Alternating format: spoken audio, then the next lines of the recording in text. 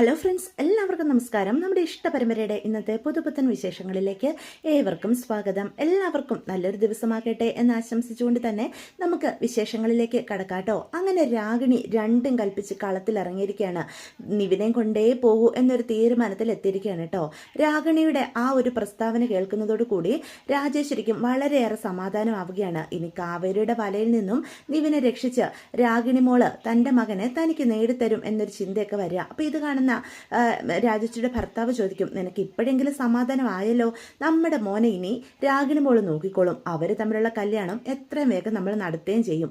ഞാനിനി കല്യാണം കൂടി എല്ലാം ഇവിടുത്തെ പ്രശ്നങ്ങളെല്ലാം ഒതുക്കിയിട്ട് മാത്രമേ ഇനി തിരിച്ച് ഛത്തീസ്ഗഡിലേക്ക് പോകുന്നുള്ളൂ എന്ന് പറയാം. അത് കേൾക്കുമ്പോൾ രാജേശ്വരിക്ക് സമാധാനമാവുകയാണ്. രാഗിണി മോൾക്ക് നിവിനോട് ഒരു സ്നേഹം ഉണ്ടെന്ന് എനിക്ക് ബോധ്യപ്പെട്ടു, ഇനിയിപ്പം അവൾ തന്നെ അവൻ്റെ കാര്യം നോക്കിക്കോളും അല്ലേ സത്യേട്ട എന്ന് ചോദിക്കാം. അതെ, താൻ ഇനി ആവശ്യമില്ലാത്ത കാര്യങ്ങളൊക്കെ ചിന്തിച്ച് താൻ ടെൻഷൻ കൂട്ടാതെ സമാധാനമായിട്ട് ഇരിക്കരാജി എന്ന് പറയാൻ കേട്ടോ. ഇതേ സമയം നമ്മുടെ നിവിനാണെങ്കിൽ ആകെ സന്തോഷത്തിൽ കുളിക്കാനുള്ള തയ്യാറെടുപ്പിലൊക്കെയാണ്. പാട്ടൊക്കെ ഇട്ട് ആള് ആടി തിമിർക്കുക. അപ്പം ഇതും കണ്ടുകൊണ്ടാണ് രാഗിണി അകത്തേക്ക് കയറി ചെല്ലുന്നത് നിവിൻ്റെ മുറിയിലേക്ക്. അപ്പം രാഗിണി അകത്ത് പ്രവേശിച്ചതൊന്നും നിവിനിട്ട് അറിയുന്നുമില്ല. വീണ്ടും ഭയങ്കര ഡാൻസും പാട്ടും ഒക്കെയാണ്.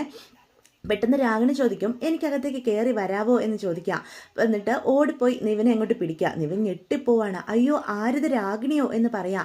എന്തേ എനിക്കിങ്ങോട്ട് വന്നത് ശരിയായില്ലെന്നാണോ പറയാൻ പോകുന്നത് എന്ന് നിവിനോട് ചോദിക്കുക. ഏയ്, അങ്ങനെയൊന്നുമില്ല. അല്ല, നിവിനെന്താ ഇന്ന് അങ്കിളിനും ആൻറ്റിയുടെ ഒപ്പം എന്നെ കാണാനായിട്ട് വീട്ടിലേക്ക് വരാതിരുന്നത്? ഓ അതോ, എനിക്ക് ഇച്ചിരി തിരക്കുണ്ടായിരുന്നു അതുകൊണ്ടാ എന്ന് പറയാം. അതിന് ചെറിയൊരു പനിഷ്മെൻ്റ് ഉണ്ട്. ഇന്ന് എന്നെ ഒരു സ്ഥലം വരെ കൊണ്ടുപോകണം, അതിന് വേണ്ടിയിട്ടാണ് ഞാൻ നിവിൻ്റെ അടുത്തേക്ക് വന്നത് എന്ന് പറയാം. അതിനിപ്പോൾ എന്താ, രാഗിണിക്ക് എവിടെയാണ് പോവേണ്ടത് എന്ന് അപ്പം ചോദിക്കുകയാണ്. ഇനി ഒരു എക്സ്ക്യൂസും പറയാൻ പാടില്ല, ഇന്ന് എൻ്റെ കൂടെ ഫുൾ ടൈം നിവിൻ ചിലവഴിക്കണം, ഓക്കെ ആണോ എന്ന് ചോദിക്കുകയാണ്. അപ്പം നിവിൻ മാക്സിമം രാഗിണിയിൽ നിന്ന് അകന്ന് നിൽക്കാനൊക്കെ ശ്രമിക്കുന്നുണ്ടെങ്കിൽ പോലും രാഗിണി ഉടുമ്പ് പിടിച്ചതുപോലെ നിവിനെ പിടിച്ചിരിക്കുകയാണ് കേട്ടോ. അങ്ങനെ പിടിച്ച പിടിയാലെ തന്നെ നിവിനൊപ്പം പുറത്തേക്ക് പോകാനായിട്ടുള്ള തയ്യാറെടുപ്പിലൊക്കെയാണ് നമ്മുടെ രാഗിണി. അപ്പം നിവിനും ഇനിയിപ്പോൾ പോയില്ലെങ്കിൽ കൂടുതൽ പ്രശ്നം ഉണ്ടാക്കണ്ട എന്നുള്ള ചിന്തയോടുകൂടി രാഗിണി പറഞ്ഞതിനൊക്കെ താല്പര്യത്തോടു കൂടി തന്നെ നിൽക്കുന്നത് നമുക്ക് കാണാം. അപ്പം കുറേ സമയമായിട്ടും നിവിനെയും രാഗിനെയും കാണാത്തപ്പം രാജേശ്വരി ഇങ്ങനെ പറയുന്നുണ്ട്, സത്യേട്ട അവർ കുറേ നേരമായാലോ കയറിപ്പോയിട്ട്, രാഗിണി മോള് ഇതുവരെ ഇറങ്ങി വന്നില്ലല്ലോ എന്ന് പറയാണ്. അത് കേൾക്കും സത്യം പറയും, എൻ്റെ പൊന്ന് രാജി, നീ സമാധാനപ്പെട്, മോൾ അവനെ ഒന്ന് അനുനയിപ്പിച്ചുകൊണ്ട് ഇപ്പം തന്നെ കൊണ്ടുവരുന്നേ എന്ന് പറയും. അവർ രണ്ടും ഇങ്ങനെ ചിന്തിച്ചിരിക്കുമ്പോൾ തന്നെ നമ്മുടെ രാഗിണി നിവിനെയും ഒരുക്കി കൊണ്ടുവരികയാണ് കേട്ടോ. അപ്പോൾ അത് കാണുമ്പം രാജേശ്വരി വിളിച്ച് കാണിച്ചു കൊടുക്കും, ദേ നോക്കിക്കേ, രാഗിണി മോള് നമ്മുടെ മോനെ കൊണ്ട് വരുന്ന വരവ് കണ്ടോ എന്ന് ചോദിക്കാം. അപ്പം രണ്ടുപേരും ഒരുമിച്ച് വരുന്ന കാണുന്ന രാജേശ്വരിക്കും വളരെയേറെ സന്തോഷമാവുക. തൻ്റെ ടെൻഷനുകളൊക്കെ ഇപ്പം മാറിയില്ലേ എന്ന് ചോദിക്കാം. രാഗിണി മോളെ, നമ്മുടെ മോനെ ഇനി അവൾ തന്നെ ഡീല് ചെയ്തോളൂ എന്ന് പറയാം. മോളെ, ഇവൻ നിൻ്റെ കൂടെ വരാൻ സമ്മതിച്ചോ എന്ന് രാജേശ്വരി ചോദിക്കാം. അതെന്ത് ചോദ്യം ആൻറ്റി, ഞാൻ വിളിച്ചാൽ നിവിന് വരാതിരിക്കാൻ പറ്റുമോ എന്ന് അപ്പം രാഗിണി ചോദിക്കുകയാണ്. അപ്പം നിവിനും ഒന്നും മിണ്ടാതെ ഇങ്ങനെ നിൽക്കുക. രണ്ടുപേരും കൂടി എങ്ങോട്ടാ യാത്ര എന്ന് അപ്പം സത്യം ചോദിക്കുകയാണ് കേട്ടോ. അങ്കിളെ, ഞങ്ങളൊന്ന് കറങ്ങിയിട്ടൊക്കെ വരാം, എനിക്ക് 1-2 സ്ഥലത്ത് പോകണം, ഇന്ന് ഫുൾ ടൈം നിവിൻ എൻ്റെ കൂടെ തന്നെ ചിലവഴിക്കാമെന്ന് എനിക്ക് വാക്ക് തന്നിരിക്കുക, ഞങ്ങളെന്നേ കൂടുതൽ സംസാരിച്ച് സമയം കളയുന്നില്ല എന്ന് പോയേക്കുക എന്നും പറഞ്ഞ് രണ്ടുപേരും കൂടി അവിടെ നിന്നോട്ട് പോവാണ് കേട്ടോ. ആ കാഴ്ച കാണുന്ന രാജേശ്വരിക്ക് സമാധാനമാവുക. നിവിന് ചേരുന്ന വധു രാഗിണി മോള് തന്നെയാണെന്ന് അവൾ തെളിയിച്ചു. കണ്ടില്ലേ, ഒറ്റ ദിവസം കൊണ്ട് തന്നെ അവന് വന്ന മാറ്റം. അവളുടെ കൂടെ പുറത്തു പോകാനൊക്കെ തയ്യാറായില്ലേ. ഞാനെന്തെങ്കിലും പറഞ്ഞു കഴിഞ്ഞാൽ എങ്ങനെയെങ്കിലും അതിൽ നിന്ന് ഒഴിഞ്ഞു മാറി നടക്കുന്നവനാ. ഇനിയിപ്പം രാഗിണി മോള് തന്നെ എല്ലാ കാര്യങ്ങളും നോക്കിക്കോളും. സത്യേട്ട, ഇനി വൈകിപ്പിക്കണ്ട, എത്രയും വേഗം രണ്ടുപേരുടെയും കല്യാണം നടത്തണം, എങ്കിൽ മാത്രമേ എൻ്റെ മനസ്സിൽ കനലെരിയുള്ളൂ എന്ന് പറയാം. എടോ, താൻ ആവശ്യമില്ലാതെ ടെൻഷൻ അടിക്കാതെ, ഞാനിവിടെ ഉണ്ടല്ലോ, നമ്മുടെ മകൻ്റെ കല്യാണം ആർഭാടപൂർവ്വം നമ്മൾ ഈ നാടറിഞ്ഞു തന്നെ നടത്തും, അതുപോരെ തനിക്ക് എന്നും ചോദിക്കാം. അത് കേൾക്കുമ്പോൾ രാജേശ്വരിക്കും സമാധാനമാവുകയാണ് കേട്ടോ. യമുനയുടെ പ്രവൃത്തി നമ്മുടെ കാവേരിക്ക് ഒരു വേദന തന്നെയായി മാറിയിരിക്കുകയാണ് കേട്ടോ. തൻ്റെ അനിയത്തി തന്നെ മനസ്സിലാകാതെ ഏത് രീതിയിലാണ് തെറ്റിദ്ധരിച്ചിരിക്കുന്നത് എന്നുള്ള ചിന്തയൊക്കെ കാവേരിക്ക് ശരിക്കും ഒറ്റപ്പെടലൊക്കെ വീട്ടിൽ തോന്നിപ്പിക്കുകയാണ്. അപ്പം രാഗിണിയും നമ്മുടെ നിവിനും കൂടി ബൈക്കിലാണ് യാത്ര ചെയ്യുന്നത്. അപ്പം നിവിനെ കെട്ടിപ്പിടിച്ച് നിവിൻ്റെ ബൈക്കിൻ്റെ പിന്നിലിരിക്കുകയാണ് രാഗിണി കേട്ടോ. അപ്പോൾ ആ ഒരു യാത്ര നിവിന് അസ്വസ്ഥത ഉണ്ടാക്കുന്നുണ്ടെങ്കിൽ പോലും രാഗിണിയെ വെറുപ്പിക്കണ്ട എന്ന് കരുതി നിവിനൊന്നും പറയുന്നില്ല. അപ്പോൾ ഇതേ സമയം തന്നെ കടയിൽ നിന്ന് സാധനങ്ങളൊക്കെ മേടിച്ചുകൊണ്ട് നമ്മുടെ ഗംഗ ആ വഴിക്ക് വരുന്നുണ്ട്. അപ്പം നിവിനും രാഗിണിയും ചേർന്ന് നിന്ന് പോകുന്നതൊക്കെ ഗംഗ കാണുന്നുണ്ട്. അയ്യേ, ഇവൻ ഇത്ര വൃത്തികെട്ടവനായിരുന്നോ? പെൺപിള്ളാരുടെ പിറകെ തന്നെയാണല്ലോ ഇവൻ. ആദ്യം ഇഷ്ടമാണെന്നും പറഞ്ഞ് കാവേരിയുടെ പിന്നാലെ നടന്നു. ഇപ്പം കണ്ടില്ലേ ഏതോ ഒരു പെണ്ണിനെയും പിന്നിലിരുത്തി പോകുന്നത്. രണ്ടുപേരുടെയും പോക്ക് കണ്ടാലേ അറിയാം അവർ തമ്മിൽ ഏത് തരത്തിലുള്ള ബന്ധമാണെന്ന്. ഇത്രയ്ക്കും വൃത്തികെട്ട സ്വഭാവമുള്ളവനായിരുന്നോ ഈ നിവിൻ? ഇവനെയാണോ ഓരോ ആവശ്യത്തിനും വീട്ടിലേക്ക് വിളിച്ച് കയറ്റിയത്? എന്തായാലും കാവേരിയോട് ഇക്കാര്യം പറയണം. അവനിൽ നിന്നും എത്രയും വേഗം അകലണോ അത്രയും അകന്ന് തന്നെ നിൽക്കണമെന്ന് പറഞ്ഞ് മനസ്സിലാക്കണം എന്നൊക്കെ ഗംഗ മനസ്സ് കരുതാണ് കേട്ടോ. വിനീതേട്ടന് ഇവനെ അല്ലാതെ വേറെ ആരെയും ഫ്രണ്ടായിട്ട് കിട്ടിയില്ലേ? ഇത്രയും മോശം സ്വഭാവമുള്ള ഒരുത്തനുമായിട്ടാണോ വിനീതേട്ടൻ്റെ കൂട്ടുകെട്ട്? വിനീതേട്ടനോടും ഇതിനെപ്പറ്റി ചോദിക്കുന്നുണ്ട്. കൂട്ടുകാരൻ്റെ യഥാർത്ഥ സ്വഭാവം എന്താണെന്ന് മനസ്സിലാക്കി കൊടുക്കണം. രണ്ടുപേരും അടയും ചക്കരയാണല്ലോ എന്നൊക്കെ ഗംഗ ഇങ്ങനെ മനസ്സിൽ കരുതാണ് കേട്ടോ.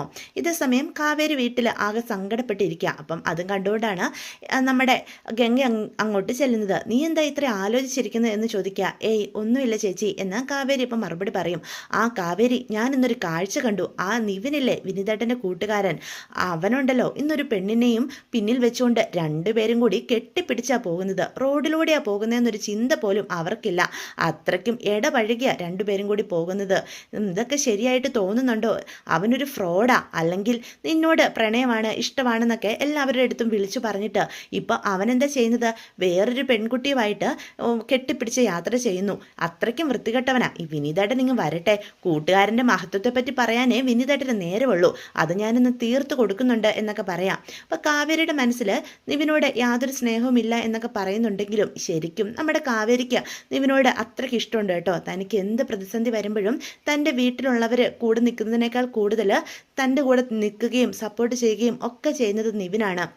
അതുകൊണ്ട് തന്നെ നിവിനോട് നമ്മുടെ കാവേരിക്കുള്ളിൽ ഒരു പ്രണയമുണ്ട്. പക്ഷെ രാജേശ്വരിയും അതുപോലെ വീട്ടിലുള്ളവരെല്ലാം അതിനെതിരായതുകൊണ്ട് മാത്രമാണ് നമ്മുടെ കാവേരി നിവിനോട് ആ അടുപ്പം കാണിക്കാത്തത്. അപ്പം ഇത് കേൾക്കുന്ന കാവേരിക്ക് ഒരുപാട് സങ്കടം തോന്നുന്നുണ്ട്. അപ്പം പെട്ടെന്ന് ഒന്നും ചിന്തിക്കാതെ നിവിനെ കാവേരി ഫോൺ വിളിക്കാനായിട്ട് തുടങ്ങും. പെട്ടെന്ന് തന്നെ ഫോൺ ഓഫ് ആക്കുകയും ചെയ്യും കേട്ടോ.